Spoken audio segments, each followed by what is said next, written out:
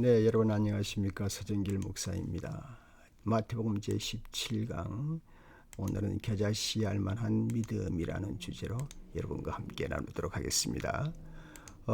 겨자씨 알만한 믿음이라 상당히 우리 늘 듣던 말씀이 되겠습니다만 오늘 겨자씨에 대해서 잠깐 말하면서 오픈하도록 하겠습니다. 겨자씨라는 것은 말이죠. 아주 작은 것이죠. 그런데 이제 저도 그 성지 순례 갔을 때 보니까 이 겨자씨가 아주 유명한 씨가 되어 버렸습니다. 왜냐하면 한국 분들이 특별히 많이 설교 예화 때 사용하는 그 씨가 돼 가지고 그래서 길거리에 이제 그 겨자씨를 파는 사람들 원주민들이 많았습니다. 예. 그래서 그 중동 지방에는 흔히 볼 수 있는 그런 일상생활의 작은 것을 표현할 때 이제 겨자씨 비유를 든다고 합니다. 우리도 흔히 이제 지역별로 이렇게 이런 말을 하잖아요. 뭐 콩알만한 것이 까분다, 뭐 그렇게 말하잖아요. 그 이제 처음에 생각할 때는 겨자씨가 눈에 보이지 않는 정말 아주 먼지 같은 것으로 그렇게 생각했는데 저도 그걸 사 가지고 왔습니다. 그래 봤는데 결국은 그건 아니고 조금 더 굵어요. 오른쪽에 보이는 저 정도의 굵기인데 저기 겨자씨인데요. 뭐 그러나 뭐 하여튼 하찮은 것이 뭘 하겠는가 하는 그런 뜻을 말하는 것이니까 등장될 수가 있겠지요. 그렇다면 이제 우리의 신앙에 이게 어떻게 접목되는가 하는 것이 오늘 조금 생각을 해보는 시간이 되도록 하겠습니다. 먼저 이제 그 전체 문단별 요약을 하면요.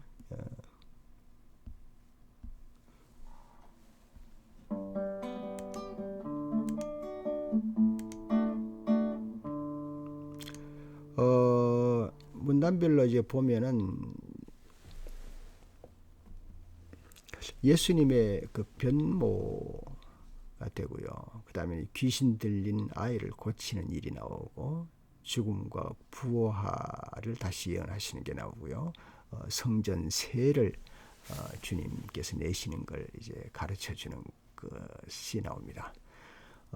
그러나 여기서 이제 다 할 수는 없고 한 부분만 하도록 하겠습니다. 겨자씨 알만한 믿음, 조금 전에 말씀드린 그것을 기준해서 확대경으로 한번 보도록 하겠습니다. 먼저 14절을 보십시다. 그들이 무리에게 오니 한 사람이 예수께 다가와서 무릎을 꿇고 말하였다. 여기 이제 온 한 사람은 예수님의 무리 중에 한 사람으로 예상이 됩니다.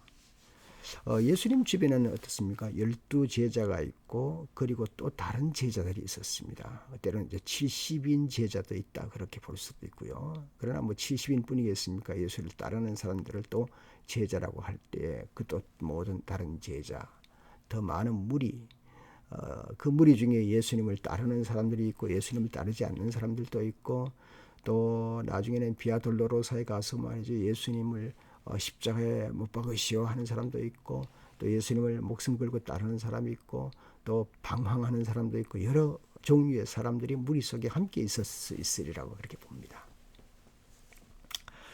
그러므로 아직도 여기에서 이제 알곡과 가라지를 구분하기는 힘들고요. 어떻든 무리가 이리 밀치고 저리 밀치고 예수님께 가까이 다가오고 또 말씀을 듣고 병 고침을 받고 하는 사건들이 아마 초대교회에 그러니까 예수님 당시의 시대에 막 이렇게 우후죽순처럼 이제 복음이 확장되는 상태라 그렇게 볼 수가 있겠습니다.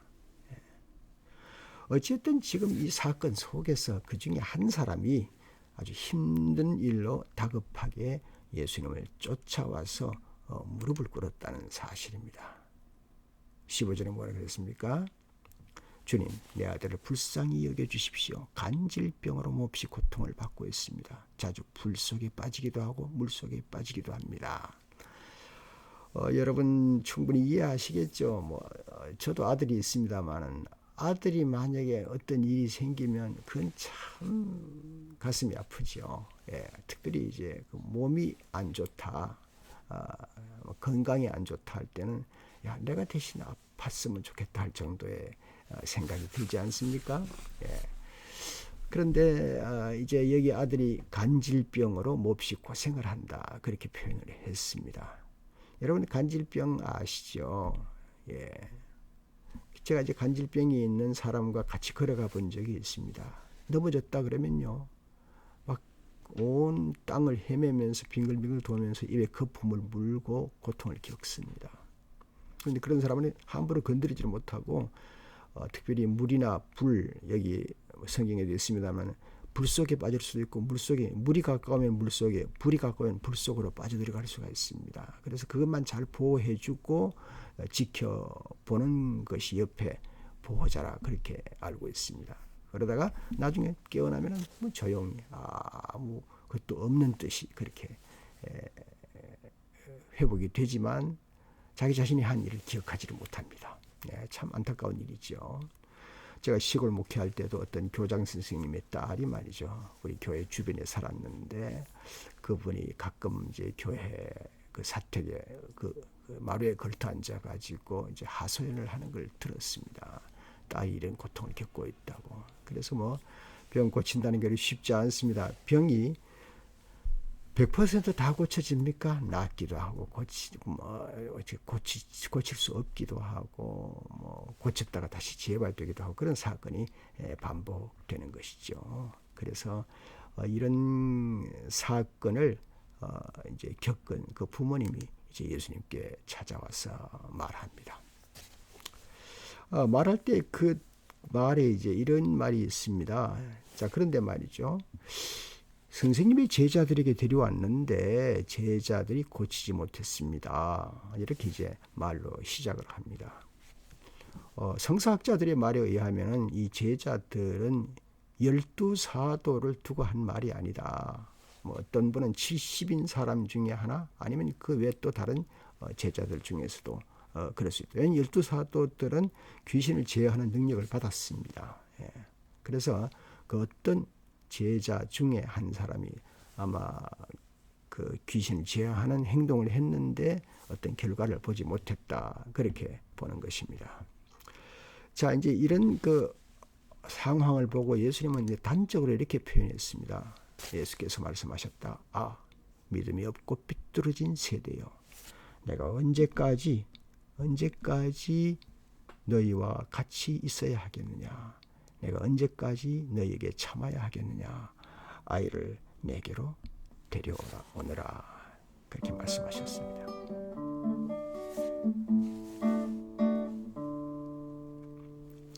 여기 삐뚤어진 세계라고 할 때요. 삐뚤어졌다 할 때 개역 성경에서는 패역한 세대라 그렇게 말을 하고 있습니다. 이 표현의 의미는 눈동자를 이제 말할 때 눈동자의 본래 상태가 아니다 하는 모습을 말하는 겁니다. 그러니까 예를 들어서 눈동자가 본래 상태가 아니라는 것은 원래 눈동자가 바르게 눈 가운데 이렇게 있어야 하는 것이 벗어나게 되는 상태를 말하는 거죠. 그 상태가 우리가 뭐 대단한 거냐 그렇게 생각할 수 있겠습니다. 그러나 우리가 생각해 볼 때요. 본래 위치에서 벗어난 것은 상당히 아주 좋지 않은 것이고 그 좋지 않은 그 영향력 파급이 상당하다고 볼 수가 있겠습니다. 예컨대 이제 농부가 제 위치에 있지 않고 농사 짓는 생각보다는 상업성에 더 마음을 쓴다. 그러면 그 농사가 어떤 농사가 되겠습니까? 결과가 어떨지 우리는 상상할 수가 있습니다. 가르치는 선생님이 선생님이 삐뚤어진 눈을 가지고 아이들을 대한다. 그럴 때 자녀를 학교에 보내는 선생님이 얼마나 불안하겠습니까? 그런 것이 있다고 하면 말이죠. 정치인이 자신의 가진 힘과 권한을 백성을 다스리는 데 사용하지 아니하고 다른 곳에 이용을 한다고 하면은 위치 남용이 된다면 얼마나 이 비극적인 일이 벌어지겠는가 하는 것을 우리는 짐작할 수가 있습니다. 본문에는 믿음이 없는 사람들을 꾸짖으면서 믿음이 있다 하는 것을 바로 진리 왜곡으로 보고 있는 것입니다. 그러니까 삐뚤어진 상태, 왜곡된 상태에 나타난 이 증상이 나타난 이 시대를 말하는 겁니다. 그 시대. 오늘의 시대는 뭐 다르겠습니까? 예.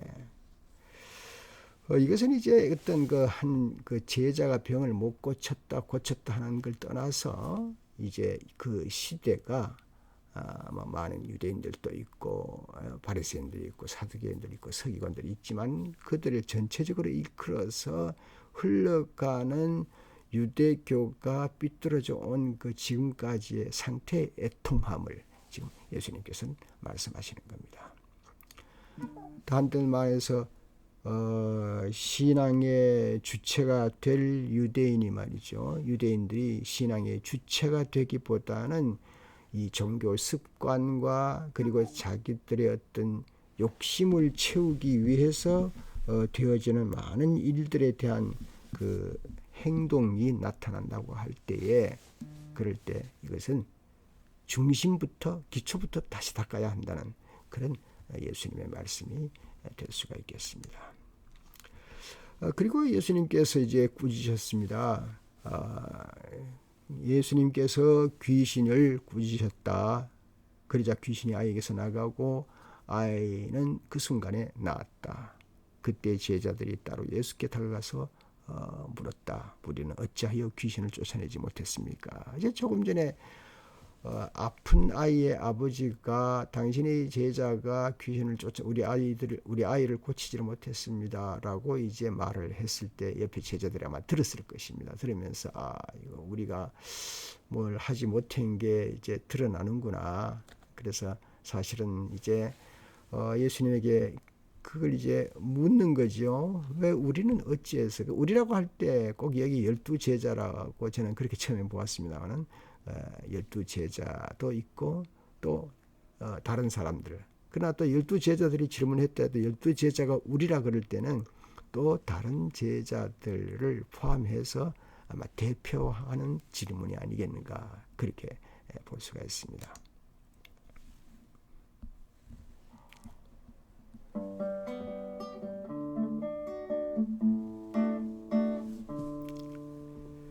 예수님께서 그들에게 대답을 하셨다. 너희의 믿음이 적기 때문이다. 내가 진정으로 너희에게 말한다. 너희에게 겨자씨 한 알만한 믿음이라도 있으면 이 산더러 여기에서 저기로 옮겨 가라 하면 그대로 될 것이요. 너희가 못할 일이 없을 것이다. 예. 저는 며칠 전에 한 70대 노인하고 같이 동네 산을 걸었습니다. 한 2시간 정도 걸었는데 그들이 싱싱하게 잘 걷더라고요. 그분은요. 이 동네 분인데요.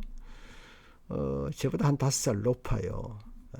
그런데 얼마나 잘 걸으시는지 제가 그렇게 물었죠. 건강의 비결이 뭡니까? 집사님. 그랬더니 아침에 뭐 먹는 게 중요하다 그러더라고요. 아침에 뭘 드세요? 그랬더니 늘 자기는 집에 그 씨 종류를 많이 준비한답니다. 각종 씨앗. 예. 그 종가 한 20종류 정도 되는데 그것을 골고루 어떤 건 생것을 어떤 것은 익혀서 이렇게 이제 뭐 갈아서 먹기도 하고 하여튼 뭐 어떤 방법으로 씨 종류를 그렇게 많이 드신답니다. 그런데 그렇게 하고는 새벽에 산에 올라가 기도하기도 하고 걷기도 하고 그러는데 그게 바로 이제 건강의 비결이다. 그렇게 말씀을 하더라고요. 이거 말이죠. 그 겨자씨라고 하는 것이 참 중요합니다. 예. 근데 다른 것으로 예수님께서 표현할 수 있는데 왜 씨를 표현했을까? 예, 나뭇잎을 비유할 수도 있고 나무 열매도 비유할 수가 있는데 왜 씨를 말씀하셨을까? 여러분 이해가 갈 것 같습니다. 다른 많이 잎은 가을이 되면은 떨어지고 맙니다. 그리고 그냥 떨어지면 사람들의 발에 짓밟히고 맙니다. 끝납니다. 예. 그리고 열매는 사람들이 먹으면 없어지는 겁니다. 근데 씨는 무엇입니까? 씨는 말이죠. 다시 심겨져서 새로운 기능, 새로운 일이 출발할 수가 있는 게 씨가 아니겠습니까? 예. 사람이 잘 씨를 보관했다가 이것을 이제 심으면 말이죠. 어떨 때는 몇 년이 지난 다음에도 그 씨를 심으면은 그 씨에 적당한 흙과 적당한 태양을 받아서 쪼이면은 이것이 자라나서 나무가 되고 또 다른 씨를 만들어내니까 그 씨가 또 심으면 또 다른 나무를 만들어내. 신기한 그 씨가 아니겠습니까? 예. 생명의 연속성을 가지고 있다. 그렇게 볼 수가 있겠습니다. 생명체라 말이죠. 그래서 씨라는 것은 죽지 않고 살아있고 이것은 더 나아가서 남에게 유익을 줄 수 있는 좋은 재료가 된다. 그렇게 볼 수가 있겠습니다. 예수님 당시에 서기관이나 바리새인들이나 사두개인이 더 나아가서 유대인 전체가 대부분 저희들이 만들어놓은 종교 형태에 빠져 있습니다. 예. 그러기에 정력을 쏟고 시간을 낭비합니다. 주님이 보실 때 어떻습니까? 이것은 알맹이 없는 빈강정이다. 예. 우리 옛날에 친구들하고 장난칠 때 자기가 안에 걸 다 빼먹어버리고 빈강정, 빈 껍질을 주면서 놀린 친구들도 있죠. 예. 속은 비어있는 겁니다. 예. 종교 형태는 가지고 있지만은 종교의 내용은, 믿음의 내용이 없는 상태, 이런 상태를 오늘 여기 아이가 병을 고치러 온 것의 모습을 보면서 그것을 이제 교훈을 하신 것입니다. 오늘 저는 이 교훈에 초점을 두고 있는 것입니다. 뿐만 아니라 이 유대인들이나 바리새인 사두개인들이 말이죠. 자기들이 그냥 빈 강정으로 살아가는 게 아니라 이것을 다른 사람에게 요구하는 겁니다. 다른 사람들에게, 이방인들에게 뭘 요구합니까? 한 예로 할례를 요구하지 않습니까?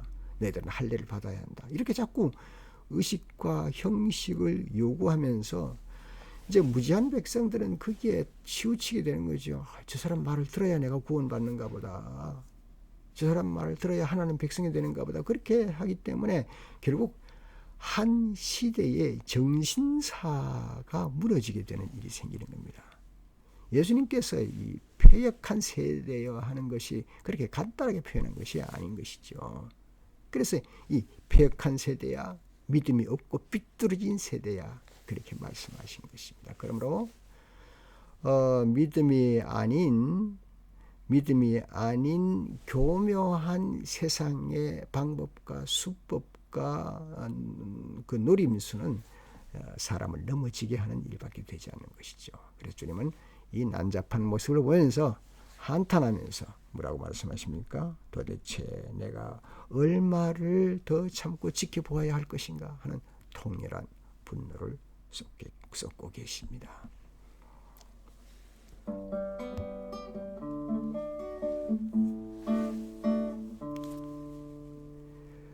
예, 이제 대안은 여기에 있습니다. 대안은 무엇입니까? 대안은 겨자씨 한알 만한 믿음입니다. 예, 겨자씨 한알 만한 믿음이죠. 예. 여기에서 조금 전에 말씀드린 대로 중요한 것은 병을 고쳤다, 고치지 않았다. 그것이 문제가 아닙니다. 그것은 병을 주님 앞에 나와서 고쳤으니까 뭐 해결이 되었죠. 예, 그 자체보다는 믿음이죠. 예, 믿음이죠. 그래서 관심해야 할 것은 우리 시대가 믿음이 없어진 시대다. 오늘 우리대로 현재 상황에도 이런 것들을 우리 상황에 조명을 해봐야 하지 않겠나, 그렇게 되는 겁니다. 다시 말씀드리면 믿음은 흉내내는 것이 아니죠. 그리고 배우는 것도 아닙니다. 사실은 믿음은 받는 것이죠. 받아야 하는 것이죠. 뭘 받습니까? 생명체를 받는 것이죠.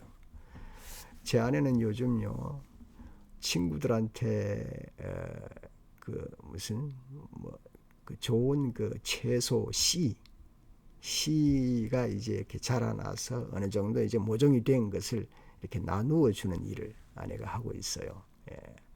물론 이제 제 아내는 친구에게 이 모종을 받은 거지요. 얼마 전에는 제가 차 타고 가서 이제 차에서 기다리고 있고 친구 집에 들어가서 뒷뜰에 가서 이제 모종을 이제 추리고 채취하고 받고 하는 과정에 제가 차에서 기다리고 책 읽고 있었는데요. 예. 얼마나 오래 걸리는지 답답하더라고요. 그래서 제 속의 생각에 아니 뭔 씨 하나 받고 모종 하나 받는 게 저렇게 오래 걸리냐. 차라리 내가 만들어 보면 좋겠다. 그런 생각이었어요. 아, 내가 뭐 책을 보고 뭐 연구하고 한번 만들어 볼까? 그런 장난 생각을 했어요. 예. 그리고 얼마 있다 이제 나와가지고 집으로 돌아왔습니다만 여러분 생명체는 만들 수가 없죠. 예. 생명체는 주는 것을 받는 것입니다. 우리가 뭐 아이가 태어난 것을 우리가 만든다고 결코 말하지 않지 않습니까? 예, 주시는 걸 받는 거죠. 그리고 그 외에 모든 생명체는 받는 겁니다. 예, 전달하고 받고 심고 또 좋은 걸음을 주고 물을 주고 태양을 비추이게 하고 그렇게 해서 이 번식해서 친구에게까지 번식이 된 겁니다. 이게 바로 생명이고 이 생명의 번식이 믿음이 아닌가. 그렇게 볼 때 믿음이라는 것은 흉내내는 것도 아니고 배우는 것도 아니고 모방하는 것이 결코 아니라는 사실입니다. 그러니까 뭡니까? 아주 작은 씨 한 알만한 믿음이라도 믿음 씨처럼 믿음을 하나님께로 받는 것이 중요합니다. 이것이 바로 무엇입니까?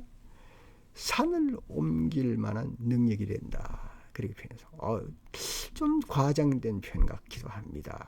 뭐 산을 옮길 정도의 믿음. 사실 산을 옮긴다는 것은 뭐 사람이 힘들어 이건 뭐 매우 불가능한 일같이 보이지요. 제가 요즘 걷다가 보면은요. 갑자기 산 하나가 없어져 버렸어요. 예. 집 짓는 건축가들이 뭐 어느 날 손을 대 가지고 불과 지금 뭐 몇 달 되긴 했습니다만은 뭐 산 하나가 완전히 없어집니다. 얼마나 기계들이 많이 와서 그 산을 완전히 깎아버리더라고요. 그런 것도 있고요. 결론 삼아 어떤 얘기 하나 하고 마치겠습니다. 어떻게 산을 옮길 수 있는가? 중국의 이제 한 현자가 친구와 이제 산 앞에서 봉우리산이 있어요. 봉우리산 앞에서 이제 얘기를 하고 바람 쏘이고 놀다가 친구가 이런 말을 합니다. 여보게 나는 이 앞에 있는 산을 바다로 옮길 수 있다네. 그 친구가 야야 그런 말도 안 되는 소리 하지 마. 뭐 그런 장난이지. 물론 이제 말은 할 수 있지. 실제 가능하나 불가능하지. 그러니까 그 친구가 야 말도 되지 않지만 한번 말이라도 해보자. 한번 해볼까 내가 이게 현실성이 있을까 없을까 한번 얘기해볼까. 얘기해봐 그러면. 그래서 말하기를 이 친구가 이렇게 말을 합니다. 저 산은 죽어있는 산이고 나는 살아있는 사람이다. 죽어있는 산이 이기겠어. 살아있는 내가 이기겠어. 이렇게 말을 이제 시작을 하는 겁니다. 예.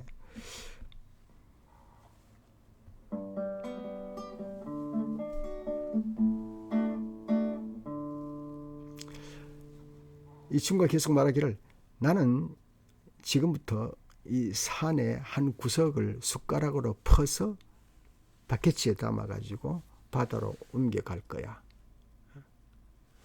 그래서 내가 열심히 죽을 때까지 한 30년 그렇게 한다고 하자.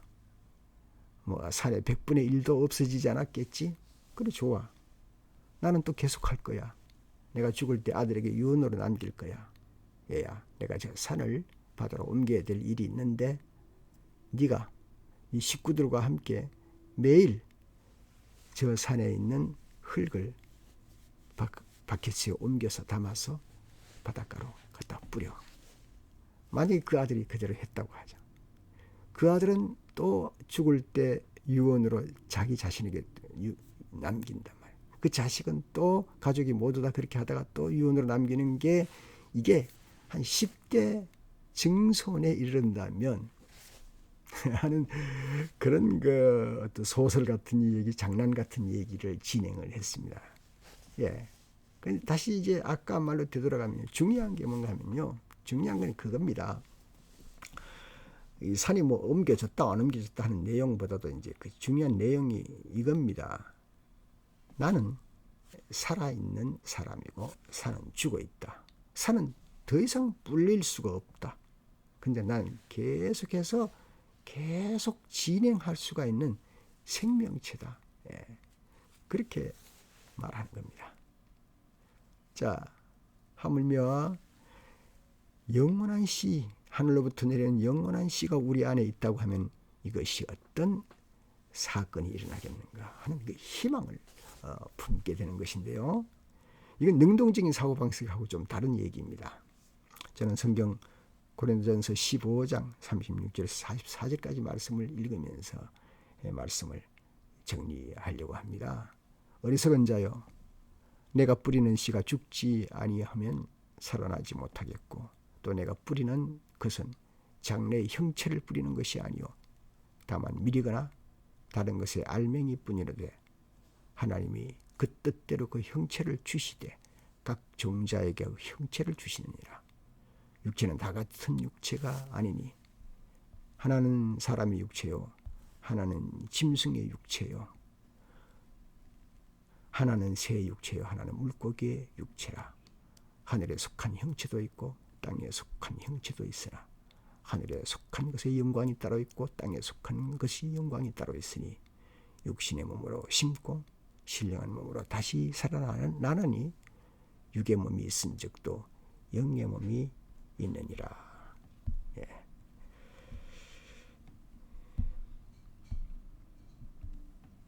이제 찬양 하나 나누고 마치도록 하겠습니다.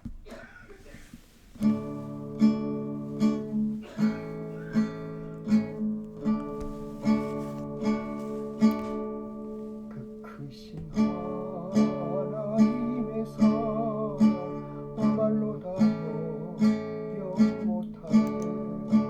새롭고 높은 별을 넘어 이 낮고나 진 땅 위에 죄범한 영혼 구하려고 그 아들 보내사 화목제물 삼시고 죄 용서하시는데 하나님 크신 사랑은 증량다 못하네. 영원히 변치 않는 사랑 성도여 찬양하시네.